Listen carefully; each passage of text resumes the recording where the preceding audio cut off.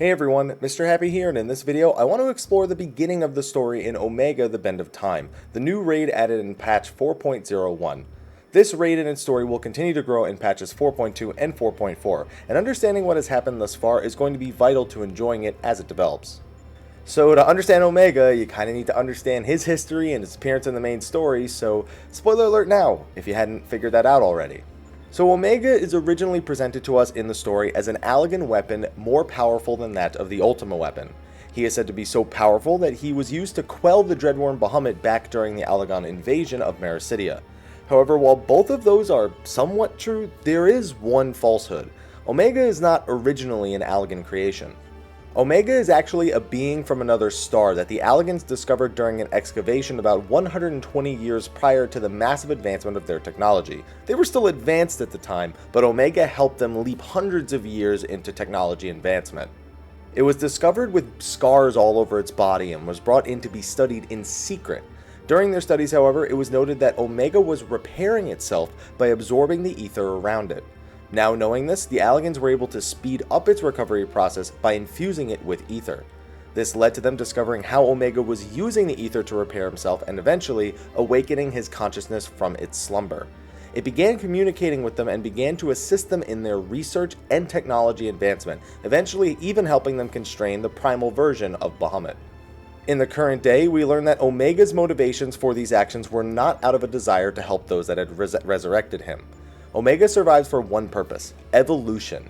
He has been traveling star to star looking for worthy adversaries to test and evolve himself into the ultimate being. Upon arriving at a star, Omega likely sustains terrible damage, thus forcing him to slowly repair himself over time, until he can break free and seek out the strongest opponent that star has to offer him. When the Allagans were able to accelerate his repairs, he probably deemed them capable of presenting him with a challenge, so much so that he helped them advance their technology so that perhaps maybe one day they could produce a being that would help him with his evolution. However, somewhere along the line, something just went wrong. Allagans somehow managed to initiate a stasis measure to put Omega to sleep, a testament to their advancements in technology both before and after they had excavated him. It's hard to imagine they could possibly hold him down in any way unless he was still so weak from his repairing process that there was really nothing else he could do.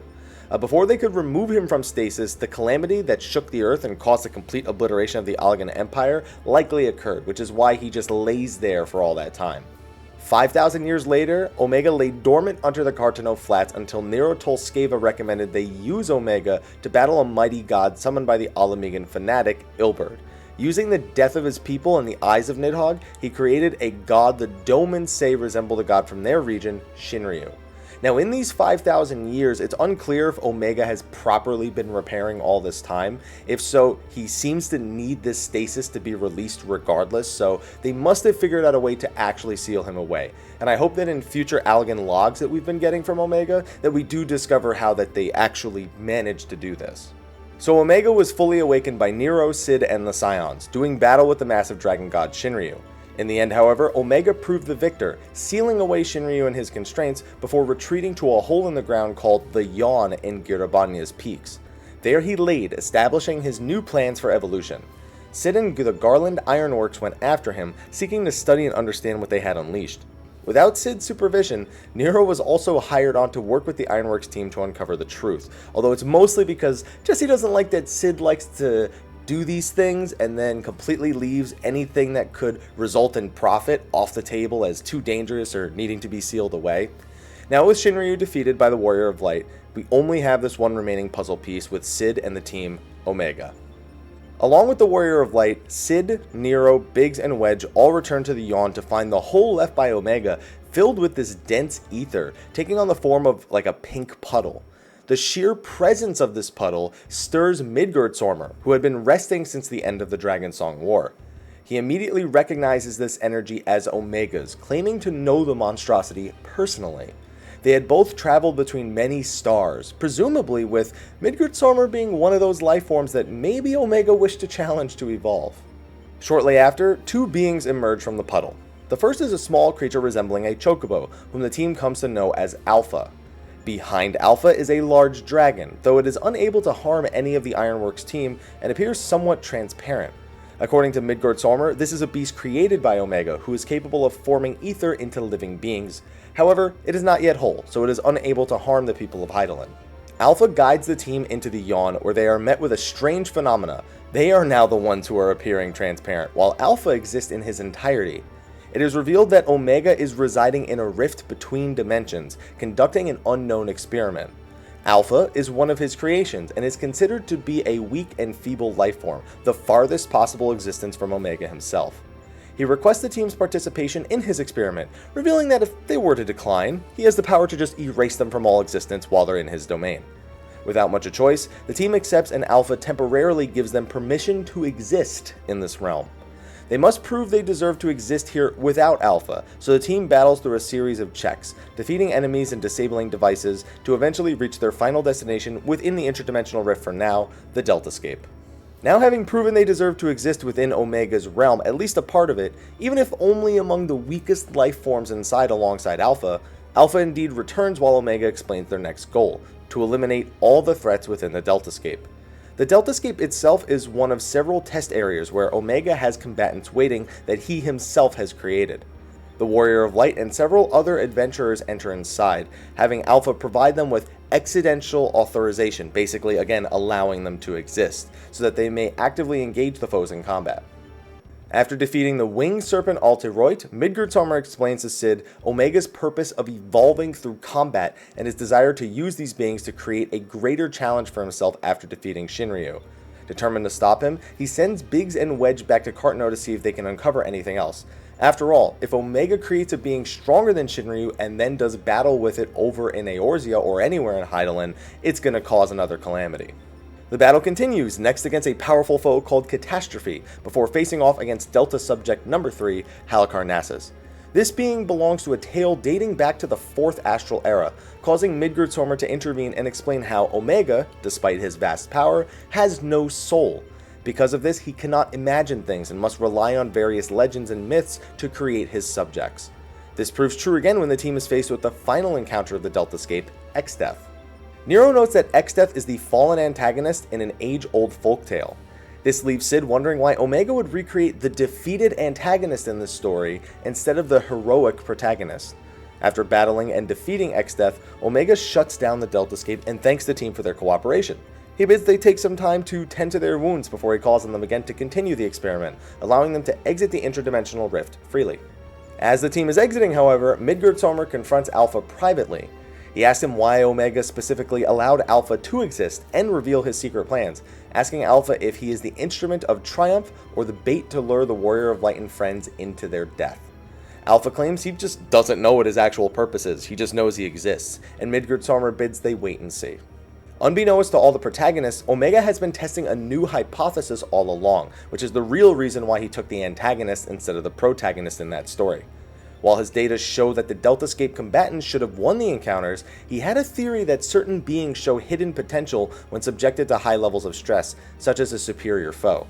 Wishing to further test this, he resolves that one of the most common ways to bring out hidden potential is to kill off a comrade. With this in mind, he gets to work on proving his hypothesis. After returning to Rhalgr's Reach, Biggs and Wedge have yet to return from Cartno. Cid, Nero, Alpha, and the Warrior of Light find them drifting in and out of consciousness at Omega's control panel after failing to repair the stasis system. More frightening is the creature alongside them, one familiar from their time within the rift. Omega takes over the control panel and communicates that while he was unsuccessful in killing the comrades, the heightened levels of stress were enough to prove his earlier hypothesis. He reveals that his entire goal in using Alpha was to lure them into his experiment and to see if they showcased qualities befitting what mortals know as heroes. Heroes are normally unremarkable individuals, really nothing special about them, who somehow manage to defeat a great foe despite being completely outmatched. This phenomenon is mostly explained to be possible through several miracles. After observing their behavioral patterns, Omega deems the Warrior of Light and his allies to be fitting of these qualities that match that of the supposed heroes, and wishes to know if this data can help him with his evolution. To ensure their cooperation, he threatens to summon more creatures around the world and completely wipe out mankind if the team does not cooperate with his experiment. With no other choice, they return with Biggs and Wedge and wait until Omega calls them forth again.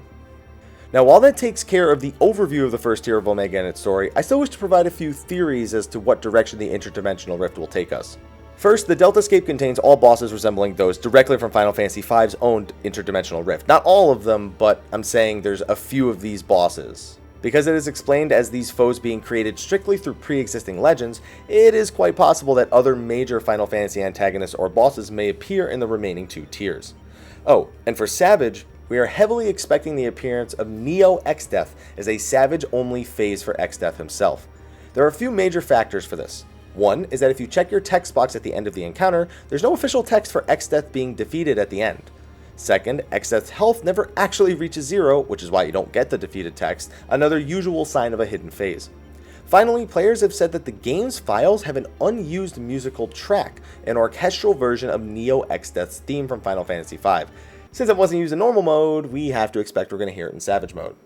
Then we have Nero, who has been obsessed with power and obtaining control over it, something he's displayed since we first met him back in 2.0. His goal is ultimately to one-up Cid at any point possible, even gloating over theories that proved true when they were just guesses from him in the first place.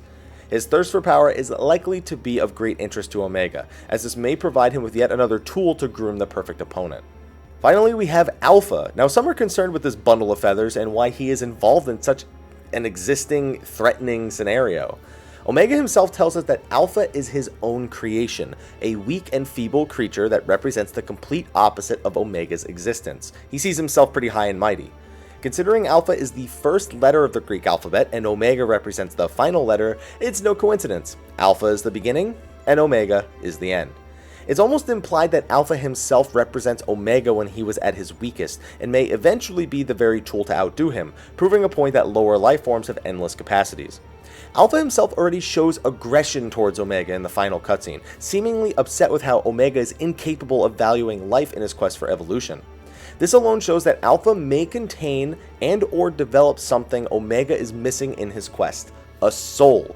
He can showcase emotions such as joy, appreciation, and anger, which gives him some of the traits that heroes generally have, which is how they overcome these ridiculously outmatched opponents. This alone may prove to be the component that Omega is missing, and why no matter how much he evolves, he is actually the inferior being, or it, I should say, is actually the inferior being. However, that's all a bunch of theories. I'm very interested to see how Omega's story evolves, especially that of Nero, Midgard, Sommer, and Alpha. The data logs we are receiving from the Allagans are also of great interest, containing crucial data about their dealings with Omega, so there's a lot of stuff to look forward to here. Overall, I'm really liking the way this is starting versus the way Alexander started. Coil's first 5 also were not very strong. The only thing that made it strong was the fact that we had this amazing trailer and basically an entire failed game's worth of main scenario quests leading up to the Binding Coils of Bahamut. But the initial presentation of Bahamut, while it was a spectacle to look at, it wasn't very good of a story being told in the first little bit. I think Omega's first sector is probably the best story we've had as an introduction. It's just that nothing's going to beat Coil. Coil's leading up to the way Coil was led up to and everything. Just even with 1 to 5 having almost no story whatsoever, there's nothing that's going to beat Coil's overall story. If Omega can, I will be very impressed. And I think it's off to an incredibly strong start, especially after what I would say was the really boring beginning of Alexander. We've got a better scope of what the dangers are, what we're fighting for, and now it's about uncovering the mysteries and actually overcoming this seemingly impossible foe. Anyway, that's my opinion on the Omega story, my overview of it, and my theories on it. So thank you for watching this video. Be sure to like, favorite, subscribe, and share. And stay tuned, because while I don't do too many lore videos nowadays, Omega's story is one I'm pretty invested in. So expect to at least see the 4.2 and 4.4 versions of this video. Thank you for watching, and until next time, take care.